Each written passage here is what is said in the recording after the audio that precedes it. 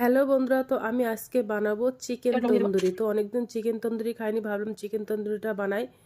তো প্রথমে দেখো, আমি ভিনিগার আর লবণ দিয়ে মুরগির মাংসটা কিছুক্ষণের জন্য ভিজিয়ে রেখেছিলাম। তারপর পরিষ্কার করে ধুয়ে ওর মধ্যে লবণ, লেবুর রস, আদা রসুন বাটা ভালো করে মেখে আমি 2 ঘন্টার জন্য ম্যারিনেট করে রেখেছিলাম। এবার একটা ফ্রাইং প্যান নিয়েছি, ওর মধ্যে 1 চামচ ঘি, 1 চামচ বেসন, 2 চামচ লাল লঙ্কার গুঁড়ো দিয়ে ভালো করে বেসনটা ঘির মধ্যে ভেজে নিয়েছি। এবার আমি একটা মশলা বানিয়ে নেব। তো প্রথমে দেখো 50 গ্রাম মতো সরিষার তেল দিয়ে দিয়েছি, ওর মধ্যে ধনে গুঁড়ো, জিরে গুঁড়ো, গরম মশলার গুঁড়ো, গোলমরিচের গুঁড়ো আর চাট মশলাগুলো দিয়ে ভালো করে মিশিয়ে নিয়েছি। আর ওর মধ্যে আমি 100 গ্রাম টক দই দিয়ে দিলাম, দিয়ে ভালো করে মশলাটা বানিয়ে নেব। বেসন আর লঙ্কার গুঁড়ো আর ঘি দিয়ে যে মশলাটা বানিয়েছিলাম ওটাও ঢেলে দিলাম, দিয়ে ভালো করে এবার মশলাগুলো ভালো করে